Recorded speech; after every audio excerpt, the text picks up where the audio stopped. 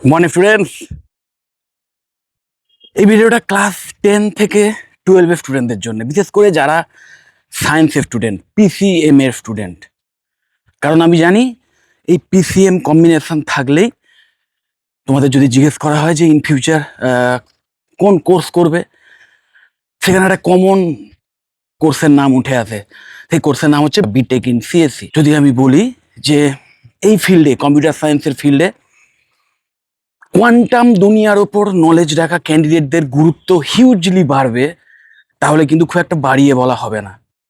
এবার তোমরা সায়েন্সের স্টুডেন্ট, পিসিএম এর স্টুডেন্ট, এবং আমি জানি পিসিএম এর স্টুডেন্ট ম্যাক্সিমামই আমি দেখেছি তাদের ফিজিক্সের প্রতি একটা আলাদা আগ্রহ থাকে, ম্যাথ তো অবভিয়াসলি।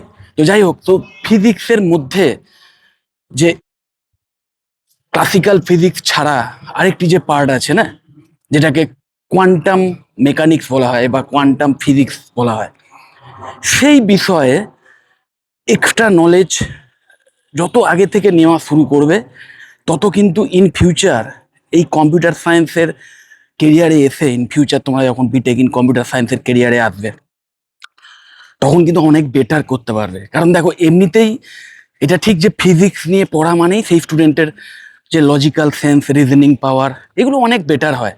প্রশ্ন করতে জানে, প্রশ্নের উত্তর যতই কমপ্লিকেটেড হয়, সেই প্রশ্নের উত্তর যতক্ষণ না সে পায় ততক্ষণ কিন্তু থেমে থাকে না, এবং কন্টিনিউয়াস একটা লার্নিং মেন্টালিটির মধ্যে থাকে। প্লাস তাদের যেহেতু রিজনিং পাওয়ার ভালো থাকে, লজিক্যাল সেন্স থাকে, তো ম্যাথসের ওপর তাদের একটা জোর থাকেই, পাওয়ার থাকেই। ম্যাথস তাদের ভালো হয়, ম্যাথ স্ট্যাটের উপর একটা দখল থাকে।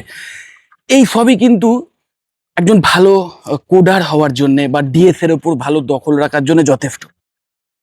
একজন কম্পিউটার সায়েন্সের স্টুডেন্টের বেসিক এই কোয়ালিটিস গুলো দরকার হয়।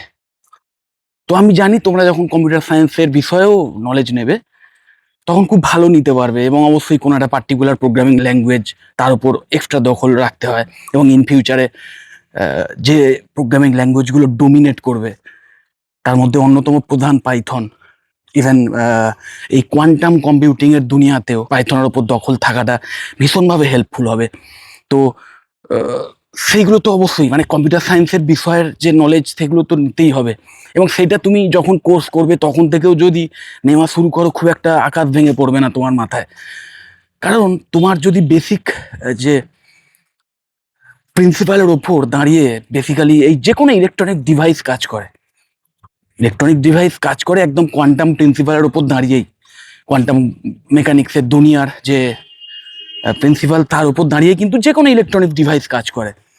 কিন্তু সেইটাকেও আরো এক স্টেপ লেভেলে নিয়ে গিয়ে কোয়ান্টাম দুনিয়ার আরো যে পাওয়ার, এক্সট্রা পাওয়ার যেগুলো রয়েছে, সেইগুলোকে ইউজ করে যে কম্পিউটিং, সেটাকেই কোয়ান্টাম কম্পিউটিং বলা হয়। যেখানে কিনা একই সাথে একাধিক, বলবো না, মানে এক্সপোনেনশিয়ালি বেশি। কারণ যত তুমি বিট বাড়াবে, মানে কিউবিট সোজা কথায়, কারণ কোয়ান্টাম কম্পিউটিং বিটসে কাজ করে না, 0 আর 1 এর মধ্যে কাজ করে না। 0 এবং 1, তার সাথে সাথে 0 1 একসাথে, এই যে ব্যাপারটা না, এটাই কোয়ান্টাম কম্পিউটিংকে একটা সুপার পাওয়ার দিয়ে দেয়। যার ফলে যত কিউবিট বাড়ানো হয়, তত কিন্তু এক্সপোনেনশিয়াল হারে বা কম্পাউন্ডিং হারে বলতে পারো, এই তার ক্ষমতাটাও বৃদ্ধি পায়।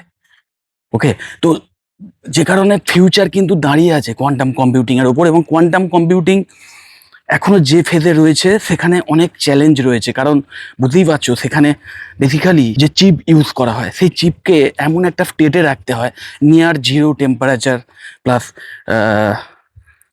মানে কাইন্ড অফ নয়েজ প্রুফ একটা এরিয়াতে রাখতে হয়। তো যেটার কস্টিং হিউজ হয়ে যায়, যেটার যে জটিলতা সেটাও অনেক বেড়ে যায়। তো এই সমস্ত চ্যালেঞ্জগুলো আছে, সেই চ্যালেঞ্জগুলো ওভারকাম করে আস্তে আস্তে কোয়ান্টাম কম্পিউটিং কিন্তু এগিয়ে যাচ্ছে। এবং এই যে রিসার্চ ওয়ার্ক এই রিলেটেড, সেটা তো চলবেই। প্লাস এই কোয়ান্টাম কম্পিউটিং যত এগোবে, তত এর ওপর দখল রাখা ইঞ্জিনিয়ারদের চাহিদাও দুর্দান্তভাবে বাড়বে, প্লাস সায়েন্টিস্টদের চাহিদাও বাড়বে। ভালো করে শোনো, যে সমস্ত কম্পিউটার সায়েন্সের দখল থাকা স্টুডেন্টের এই কোয়ান্টাম দুনিয়া সম্পর্কেও ক্লিয়ার ধারণা আছে, তাদের কিন্তু ইন ফিউচার চাকরির অভাব তো হবেই না, হিউজ স্যালারি নিয়ে চাকরি করতে পারো। এবং সবচেয়ে বড় কথা না, মানে তোমরা খুব জব স্যাটিসফ্যাকশনের দিক থেকে অনেকটা এগিয়ে থাকবে। কারণ মাথায় রাখবে, আমাদের এই যে ক্রিয়েশন, আমাদের যে এই সৃষ্টি, তার যে রহস্য বলো, বা ইন ফিউচারে মানব সভ্যতার যে সমস্ত প্রবলেমের মধ্যে দিয়ে যাচ্ছে, সেগুলো থেকে বেরিয়ে আসার যে সমাধান বলো, বা সায়েন্সের যে প্রশ্নের উত্তর পাওয়াটা না, একটা জায়গা অবধি গিয়ে একটা বাউন্ডারিতে চলে এসছে আমি বলবো। সেই বাউন্ডারি ভেদ করার ক্ষমতা কিন্তু এই কোয়ান্টাম ফিজিক্সের দুনিয়াতেই সবচেয়ে বেশি আছে। নিশ্চয়ই তোমরা জানো যে বিগ ব্যাং এর মাধ্যমে এই সৃষ্টি হয়েছে। যে কোনো আমরা এই যে ইউনিভার্স দেখতে পাচ্ছি, এই ইউনিভার্সের সৃষ্টি বিগ ব্যাং থেকেই হয়েছিল। তো সেই বিগ ব্যাং এর সময় এক্স্যাক্টলি কি হয়েছিল, বা কিভাবে বিগ ব্যাং এর আগেই বা কি ছিল, কি জন্য বিগ ব্যাং হলো, এই প্রশ্নগুলো কিন্তু ভীষণ ক্রুশিয়াল। এবং এই প্রশ্নের উত্তর কিন্তু ইভেন আমি তোমাদের যদি বলি যে বিগ ব্যাং যখন হয়েছিল, তার ফ্র্যাকশন অফ সেকেন্ডের পর অবধি ইভেন বলে দেওয়া সম্ভব যে কি হয়েছিল। কিন্তু সেই ফ্র্যাকশন অফ সেকেন্ডের আগে অবধি কি হয়েছিল সেটা কিন্তু এখনো বিজ্ঞানের অজানা। এবং তারপর থেকেই নিশ্চয়ই তোমরা জানো যে প্রথম যে বিষয়টি এলো সেটা কি না, স্পেস। স্পেস তৈরি হয়েছে। এবার স্পেস আমরা জানি আজকের দুনিয়াতে, এই আমরা যে স্পেস, আমরা নিজেরাও স্পেস অ্যাকচুয়ালি। তো সেই স্পেসের ওপর আমরা আছি, বা আমাদের মধ্যে স্পেস আছে যাই বলো, সেই স্পেস ফুল অফ ইলেকট্রোম্যাগনেটিজম। তোমরা নিশ্চয়ই জানো ইলেকট্রোম্যাগনেটিক ফোর্স বা ইলেকট্রোম্যাগনেটিক ফিল্ড অ্যাকচুয়ালি বলবো, সেই ফিল্ড কিন্তু যেখানেই স্পেস আছে সেখানেই এই ইলেকট্রোম্যাগনেটিক ফিল্ড দেখতে পাওয়া যায়। এবং আমাদের যে কোনো ইন্টারাকশান বলতে পারো, ইভেন আমরাও এই ইলেকট্রোম্যাগনেটিক ফিল্ডেরই একটা ওয়েভ যদি বলি, সেটা কিন্তু ঠিকই বলা হবে অ্যাকচুয়ালি। তো যাই হোক, এই যে মানে বিষয়গুলো না, তো এই বিষয়গুলো কিন্তু আলটিমেটলি কোয়ান্টাম ফিজিক্সই বা কোয়ান্টাম ফিজিক্সের যে দুনিয়া, সেই দুনিয়াতেই কিন্তু আবিষ্কার করা সম্ভব। বা এই বিষয় নিয়ে যারা রিসার্চ করছেন তারাই কিন্তু এই দুনিয়াটাকে এক্সপ্লোর করছেন। সো সৃষ্টির রহস্য জানার জন্যে একদল বিজ্ঞানী যেমন দূরবীন দিয়ে বা টেলিস্কোপ দিয়ে মহাকাশের দিকে তাকিয়ে বড় বড় গ্যালাক্সি, বড় বড় স্টার, ব্ল্যাক হোল, এইগুলোর অবজারভেশন করেন, ঠিক তেমন একদল বিজ্ঞানী কিন্তু মাইক্রোস্কোপ দিয়ে এই ক্ষুদ্রাতি ক্ষুদ্র কণার যে দুনিয়া, কোয়ান্টাম দুনিয়া, সেখানেও গবেষণা করে চলেছেন। এবং আলটিমেট সৃষ্টির রহস্য কিন্তু এই ক্ষুদ্রাতি ক্ষুদ্র কণাতেই রয়েছে। ওকে, তো আমি তোমাদের সাজেস্ট করব, তোমাদের সাবজেক্টে কোয়ান্টাম ফিজিক্স নিয়ে যেটুকু বিষয় আছে, যদি থাকে, আমি জানি না এক্স্যাক্টলি থাকে কিনা, তো সেই সিলেবাসে যেটুকু আছে সেটা তো পড়বেই।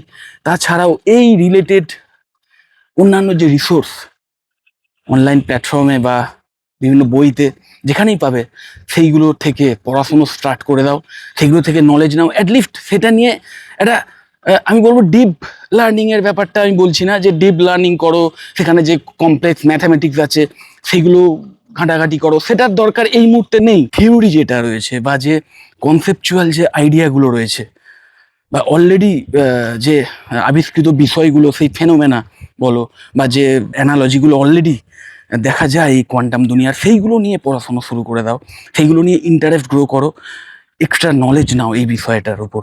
কারণ ইন ফিউচারে ওই যেটা বলছিলাম যে কম্পিউটার সায়েন্সের রিলেটেড কেরিয়ার যদি তোমরা করতে চাও, তার মধ্যে কিন্তু one of the most promising domain থাকবে এই কোয়ান্টাম কম্পিউটিং। তো ফিউচার কিন্তু এটাই বলছে, তোমরা যদি ক্লাস 10-এর স্টুডেন্টও হয়ে থাকো, 7 বছর তোমাদের কিন্তু সময় হাতে আছে। এই 7 বছর সময়ের মধ্যে কোয়ান্টাম মেকানিক্সের খুব ভালো একটা ক্লিয়ার কনসেপ্ট, প্লাস ম্যাথ এবং স্ট্যাটস, প্লাস কম্পিউটার সায়েন্সের যে ডিএসএ যে পার্টটা, ডিবিএমএস এর ওপর দখল, এবং যে কোনো একটা কোডিং ল্যাঙ্গুয়েজ, যে কোনো একটা। এবং আমি তোমাদের সাজেস্ট করব পাইথন, কারণ এটা কিন্তু তোমাদের একাধারে এআই রিলেটেড কেরিয়ারেও কাজে লেগে যেতে পারে বা লাগবে।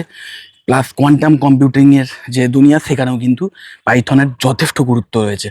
সো তোমরা এই যে কোনো একটা প্রোগ্রামিং ল্যাঙ্গুয়েজ, তার ওপর মাস্টারি হাসিল। তো এই বিষয়গুলো যদি এই 7 বছর ধরে করতে পারো না, তাহলে আজ থেকে 7 বছর পর যখন গ্র্যাজুয়েশন কমপ্লিট করে বেরোবে, শুধু চাকরি পাবে বা ভালো প্লেসমেন্ট পাবে আমি বলবো না, তোমাদের কেরিয়ারটা একটা অন্য লেভেলে চলে যাবে।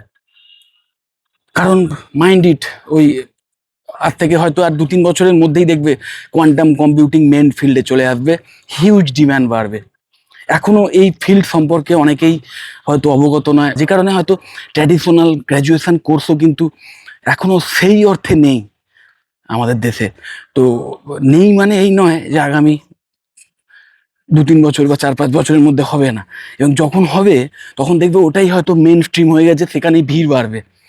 তো ওই জন্যই বলছি, তোমরা যারা এখন থেকে মানে তোমরা এখন থেকেই যারা সিরিয়াস এই বিষয়টা নিয়ে, তাদের আমি বলবো এই বিষয়ে এখন থেকে অবগত হও। কম্পিউটার সায়েন্সের দুনিয়াতে গিয়ে কাজ যারা করতে চাও, এই রিলেটেড কেরিয়ার যারা করতে চাও, তাদের জন্য কিন্তু অসাধারণ একটি কেরিয়ার অপশন এই কোয়ান্টাম কম্পিউটিং। যাই হোক, যদি তোমাদের কোনো এক্স্যাক্ট প্রশ্ন থাকে এই কোয়ান্টাম কম্পিউটিং সম্পর্কে, বা এই কোয়ান্টাম কম্পিউটিং রিলেটেড কোর্স করার জন্য কোন বিটেক ডিগ্রি কোর্সটা বেস্ট হবে, বিটেক ইন সিএসসি নাকি আইডিএস নাকি এআইএমএল, এই টাইপের যে ডিগ্রি কোর্সগুলো আছে তার মধ্যে কোনটা বেস্ট হবে। এবং এটাও তোমাদের বলে দিই যে এই কোয়ান্টাম কম্পিউটিং নিয়ে যদি তুমি ইন ফিউচার কেরিয়ার করতে চাও, বিটেকের কিন্তু আরও 2টি ব্রাঞ্চ আছে, যে 2টি ব্রাঞ্চ থেকেও কিন্তু তোমরা এই কেরিয়ারে আসতে পারো। তার মধ্যে একটি ইসিই বলবো এবং আরেকটি ট্রিপলই। এবং শুধু তাই নয়, শুধু বিটেক নয়, ইভেন তোমরা যদি কেউ ফিজিক্স নিয়েও খুব ইনডেপথে পড়াশোনা করো, যদি বিএসসি করো, বিএসসি ইন ফিজিক্স এই টাইপের কোর্স চুজ করো, এবং তারপরে ফার্দার স্টাডিজ করে কোয়ান্টাম কম্পিউটিং বা কোয়ান্টাম ফিজিক্সের উপর আরও ফার্দার স্টাডিজ করে তোমরা কিন্তু এই কেরিয়ারে যেতে পারো। তো ভেরিয়াস ওয়ে আছে। যাই হোক, যদি এই সমস্ত কেরিয়ার পাথগুলো নিয়েও কোনো কোয়ারি থাকে, কিছু জানতে চাও, আমাকে অবশ্যই কল বা হোয়াটসঅ্যাপ করতে পারো, আমি তোমাদের কমপ্লিট ইনফরমেশন দিয়ে দেবো। যদি মনে হয় ভিডিওটা হেল্পফুল, অবশ্যই লাইক করো, চ্যানেলটা যদি সাবস্ক্রাইব না করে থাকে একটু সাবস্ক্রাইব করো, আর ভিডিও যত বড় শেয়ার করে দিও। টাটা।